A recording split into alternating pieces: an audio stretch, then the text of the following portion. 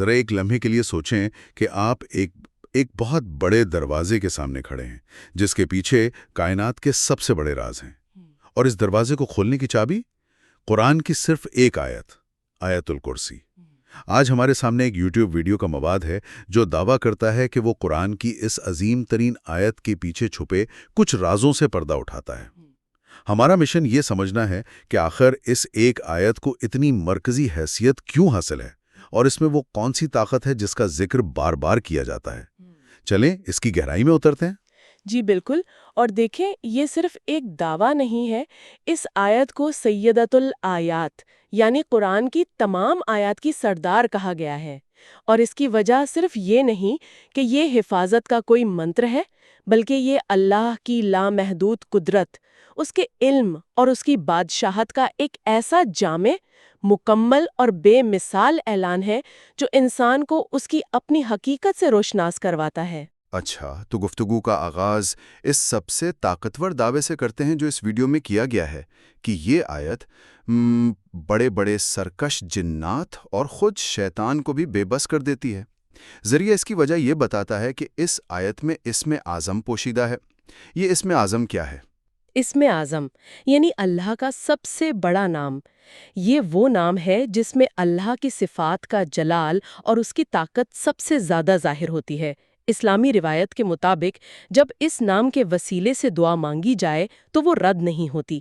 ذریعہ یہ نظریت پیش کرتا ہے کہ آیت الکرسی اس کے سب سے زیادہ قریب ہے، شاید اسی کے اندر پوشیدہ ہے۔ اور اسی طاقت کو سمجھانے کے لیے ذریعہ ایک بہت ہی مشہور اور حیران کن واقعہ بیان کرتا ہے، حضرت ابو ہریرہ رضی اللہ عنہ اور شیطان کی ملاقات کا۔ جی، یہ ایک غیر معمولی واقعہ ہے۔ حضرت ابو ہریرہ کو رمضان میں بیت المال کی حفاظت پر مقرر کیا گیا تھا۔ پہلی رات وہ پہرا دے رہے تھے کہ ایک شخص آیا اور خاموشی سے غلہ چرانے لگا۔ حضرت ابو ہریرہ نے اسے رنگے ہاتھوں پکڑ لیا۔ اچھا، جس پر حضرت ابو ہریرہ کا دل نرم پڑ گیا اور انہوں نے اسے جانے دیا۔ ایک قابل فہم انسانی رد عمل۔ لیکن معاملہ یہاں ختم نہیں ہوا۔ بالکل نہیں۔ جب صبح وہ نبی کریم صلی اللہ تعالیٰ علیہ وسلم کی خدمت میں حاضر ہوئے اور یہ واقعہ سنایا تو آپ صلی اللہ تعالیٰ علیہ وسلم نے مسکرا کر فرمایا، وہ جھوٹ بول رہا تھا اور وہ آج رات پھر آئے گا۔ چنانچہ دوسری رات حضرت ابو ہریرہ زیادہ چوکنا تھے۔ وہ شخص پھر آیا اور پھر پکڑا گیا۔ اس نے پہلے سے بھی زیادہ عاجزی سے معافی مانگی اور حضرت ابو ہریرہ نے اسے ایک بار پھر جانے دیا۔ اگلی صبح نبی کریم صلی اللہ تعالیٰ علیہ وسلم نے پھر وہی فرمایا، وہ بہت بڑا جھوٹا ہے، وہ آج رات پھر آئے گا۔ تو تیسری رات حضرت ابو ہریرہ نے پکا ارادہ کر لیا تھا کہ اب چاہے کچھ بھی ہو جائے اس چور کو نہیں چھوڑنا۔ میں تمہیں نبی کریم صلی اللہ علیہ وآلہ وسلم کے پاس لے کر جاؤں گا۔ جب اس چور نے دیکھا کہ اب بچنے کا کوئی راستہ نہیں تو اس نے ایک سودے کی پیشکش کی۔ اس نے کہا، مجھے چھوڑ دو، میں تمہیں ایک ایسا راز سکھاتا ہوں جو تمہیں ہر شر سے بچائے گا۔ ایک چور سے راز کی پیشکش؟ یہ تو دلچسپ ہے۔ جی، حضرت ابو ہریرہ نے پوچھا، وہ کیا راز ہے؟ اس نے کہا، جب تم رات کو اپنے بستر پر سونے لگو تو آیت الکرسی پڑھ لیا کرو۔ اگر تم ایسا کرو گے تو اللہ کی طرف سے ایک فرشتہ صبح تک تمہاری حفاظت کرے گا اور کوئی شیطان تمہارے قریب بھی نہیں بھٹک سکے گا۔ یہ تو بہت بڑی بات ہے، خاص طور پر ایک چور کے منہ سے۔ لیکن اس واقعے کا سب سے چونکائے دینے والا حصہ تو اب آنا تھا۔ جی بالکل۔ اگلی صبح جب حضرت ابو ہریرہ نے نبی کریم صلی اللہ علیہ وآلہ وسلم کو یہ ساری بات بتائی تو آپ صلی اللہ علیہ وآلہ وسلم نے جو جواب دیا وہ اس پورے واقعے کا نچوڑ ہے۔ آپ صلی اللہ علیہ وآلہ وسلم نے فرمایا، اس نے تم سے سچ کہا حالانکہ وہ خود بہت بڑا جھوٹا ہے۔ بہت بڑا جھوٹا۔ اور پھر آپ صلی اللہ علیہ وآلہ وسلم نے پوچھا، ابو ہریرہ جانتے ہو 3 راتوں سے تمہارا مہمان کون تھا؟ جب انہوں نے نفی میں سر ہلایا تو آپ صلی اللہ علیہ وآلہ وسلم نے فرمایا، وہ شیطان تھا۔ ایک منٹ، کیا مطلب شیطان نے خود اپنی شکست کا فارمولہ بتا دیا؟ جی، یہ تو ناقابل یقین بات ہے۔ اس کا مطلب تو یہ ہوا کہ اس آیت کی طاقت اتنی اٹل اور حقیقی ہے کہ اس کا سب سے بڑا دشمن بھی وہ بھی سچ بولنے پر مجبور ہو گیا۔ بالکل، یہی نقطہ ذریعہ اٹھاتا ہے۔ یہ کوئی معمولی بات نہیں ہے، یہ اس آیت کی ناقابل تردید طاقت کا سب سے بڑا ثبوت ہے۔ یہ محض ایک دعا نہیں بلکہ ایک روحانی قلعہ ہے، ایک ایسی پناہ گاہ کہ جب کوئی انسان اسے پڑھ کر اس میں داخل ہوتا ہے تو وہ اللہ کی براہ راست حفاظت میں آ جاتا ہے۔ ایک روحانی قلعہ، یہ بہت طاقتور تشبیہ ہے، اور اس آیت کا نام ہی آیت الکرسی ہے، جو کسی عظیم چیز کی طرف اشارہ کرتا ہے۔ ذریعہ اللہ کی کرسی کی وسعت کو سمجھانے کے لیے ایک ایسی مثال دیتا ہے جو عقل کو دنگ کر دیتی ہے۔ جی، یہ وہ حصہ ہے جہاں انسانی تصور کی حدیں ختم ہونے لگتی ہیں۔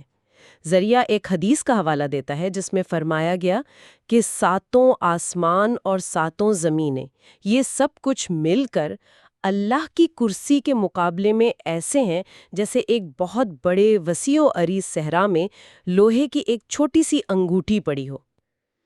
صحرا میں ایک انگوٹھی، یعنی ہماری پوری معلوم کائنات، اربوں کہکشائیں، ستارے، سیارے، یہ سب کچھ صرف ایک انگوٹھی کے برابر؟ جی، یہ تصور کرنا بھی محال ہے۔ اور بات یہاں ختم نہیں ہوتی۔ نہیں، بالکل نہیں۔ ذریعہ مزید بتاتا ہے کہ پھر خود وہ عظیم الشان کرسی بھی اللہ کے عرش کے مقابلے میں ویسی ہی ہے جیسے ایک بہت بڑے میدان میں ایک چھوٹی سی انگوٹھی۔ اب ذرا اس مثال کو جدید سائنسی علم کی روشنی میں دیکھیں۔ ہماری کہکشاں ملکی وے میں تقریباً 400 ارب ستارے ہیں۔ سائنسدانوں کا اندازہ ہے کہ کائنات میں 2 ٹریلین یعنی 2000 ارب سے زیادہ کہکشائیں ہیں۔ یہ سب کچھ مل کر بھی اللہ کی کرسی کے سامنے صرف پہلی انگوٹھی کی حیثیت رکھتا ہے۔ تو پھر یہاں ایک بنیادی سوال پیدا ہوتا ہے۔ جب ہم لفظ کرسی سنتے ہیں تو ذہن میں بیٹھنے کی جگہ کا تصور آتا ہے۔ کیا یہ کوئی حقیقی، کوئی مادی کرسی ہے یا اس کا کوئی اور مطلب ہے؟ دیکھیں، ذریعہ اس پر 2 بہت دلچسپ نقطہ نظر پیش کرتا ہے۔ پہلا نقطہ نظر اسے ایک مادی حقیقت مانتا ہے جو شاید اس کائنات کی آخری حد ہے۔ اچھا، لیکن ایک دوسری بہت گہری تشریح بھی ہے جو حضرت حسن بصری سے منسوب ہے۔ وہ فرماتے ہیں کہ آیت میں کرسی سے مراد دراصل اللہ کا لامحدود علم ہے جو ہر چیز کا احاطہ کیے ہوئے ہیں۔ یعنی اللہ کا علم۔ جی، تو چاہے آپ اسے مادی سرحد سمجھیں یا علم کی وسعت، دونوں تشریحات ایک ہی نتیجے پر پہنچتی ہیں: اللہ کی مطلق قدرت، اس کی بادشاہت اور اس کی ہماگیر آگاہی۔ واہ! چاہے وہ ایک فزیکل وجود ہو یا لامحدود علم، دونوں ہی صورتوں میں یہ انسان کو اس کی اپنی حقیقت کا احساس دلاتا ہے کہ وہ کتنا چھوٹا ہے۔ اور یہ طاقت اور علم آیت کے الفاظ میں بھی جھلکتا ہے۔ ذریعہ خاص طور پر الحی القیوم کے الفاظ پر بہت زور دیتا ہے۔ اس کا مطلب ہے وہ ذات جو خود قائم ہے اور ہر چیز کو قائم رکھے ہوئے ہے۔ ذریعہ اسے سمجھانے کے لیے ایک بہترین مثال استعمال کرتا ہے۔ آج سائنس ہمیں بتاتی ہے کہ ہر چیز ایٹم سے بنی ہے۔ اگر اللہ صرف 1 سیکنڈ کے 1000ویں حصے کے لیے بھی اپنی طاقت ہٹا لے تو یہ ایٹم بکھر جائیں گے، نظام شمسی تباہ ہو جائے گا اور کائنات کا وجود ختم ہو جائے گا۔ یعنی کائنات آٹو پائلٹ پہ نہیں چل رہی؟ بالکل نہیں۔ ہمارا دل جو دھڑک رہا ہے، خون جو گردش کر رہا ہے، زمین جو سورج کے گرد گھوم رہی ہے، یہ سب اس لیے ہے کہ القیوم ذات ہر لمحہ اسے تھامے ہوئے ہے۔ یہ خیال بے وقت خوف اور سکون دونوں کا احساس دلاتا ہے۔ لیکن آیت میں آگے ایک حصہ آتا ہے جو ہمارے معاشرے میں پائے جانے والے بہت سے عقائد کو براہ راست چیلنج کرتا ہے، اور وہ ہے شفاعت یعنی سفارش کے بارے میں۔ کون ہے جو اس کے پاس اس کی اجازت کے بغیر سفارش کر سکے؟ یہ آیت کا ایک کلیدی نقطہ ہے۔ ذریعہ اس کی تشریح یوں کرتا ہے کہ یہ آیت توحید کا سب سے بڑا اعلان ہے۔ یہ واضح کرتی ہے کہ قیامت کے دن اللہ کے جلال کے سامنے کسی کو بات کرنے کی ہمت نہیں ہوگی جب تک کہ اللہ خود اجازت نہ دے۔ یہ ان تمام جھوٹی امیدوں اور سہاروں کو ختم کر دیتی ہے جو لوگ دنیا میں مختلف شخصیات سے وابستہ کر لیتے ہیں کہ وہ انہیں بچا لیں گے۔ اچھا، تو یہ انسان کو سکھاتی ہے کہ اگر مانگنا ہے تو براہ راست اللہ سے مانگو۔ جی بالکل، یہی وہ عقیدہ ہے جو انسان کو ہر قسم کی دنیاوی اور ذہنی غلامی سے آزاد کرتا ہے، کیونکہ نفع اور نقصان کا مالک صرف اور صرف اللہ ہے۔ یہ تو بہت با اختیار بنانے والی بات ہے۔ یعنی اپنی تقدیر کی ذمہ داری خود لو اور براہ راست اس ذات سے جڑو۔ ذریعہ یہاں ایک بار پھر اسم اعظم کے موضوع پر واپس آتا ہے اور اسے انہی الفاظ الحی القیوم سے جوڑتا ہے۔ جی، ذریعہ یہ نظریہ پیش کرتا ہے کہ اسم اعظم آیت الکرسی میں ایسے ہی پوشیدہ ہے جیسے رمضان میں لیلۃ القدر۔ بہت سے علماء اور محدثین کا اتفاق ہے کہ اسم اعظم یا حیو یا قیوم کے کلمات میں ہے۔ ویڈیو میں ایک حدیث کا حوالہ بھی دیا گیا ہے جس میں ایک صحابی نے نماز میں ان کلمات کے ساتھ دعا مانگی تو نبی کریم صلی اللہ علیہ وآلہ وسلم نے فرمایا کہ اس نے اللہ کو اس کے اسم اعظم کے ساتھ پکارا ہے۔ اور جب ان ناموں سے دعا مانگی جائے تو وہ ضرور قبول ہوتی ہے۔ جی، اور اس میں ایک بہت عملی مشورہ بھی دیا گیا ہے۔ وہ کیا ہے؟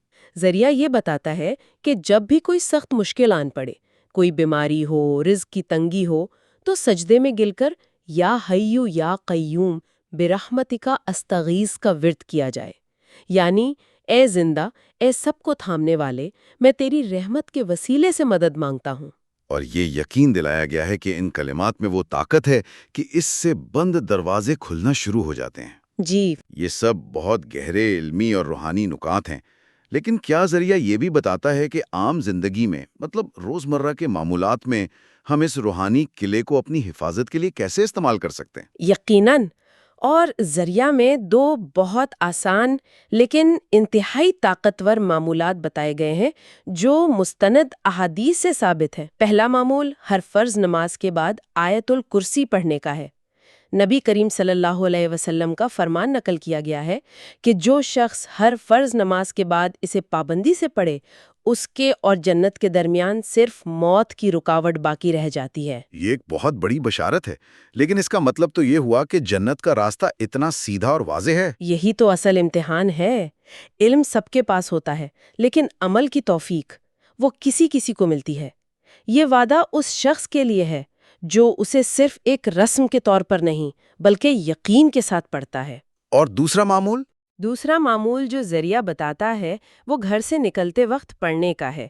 جب کوئی کام یا سفر کے لیے گھر سے نکلے تو ایک بار آیت الکرسی پڑھ لے۔ اس کا فائدہ یہ بتایا گیا ہے کہ 70,000 فرشتے اس کی واپسی تک اس کی اور اس کے گھر کی حفاظت کرتے ہیں۔ اور رزق میں برکت ہوتی ہے۔ جی، اور اللہ اس کے رزق میں برکت ڈال دیتا ہے۔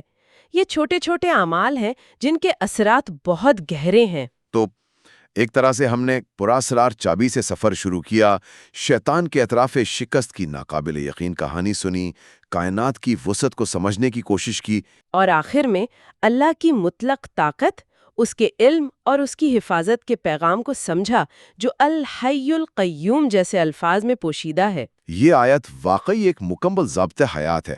بالکل۔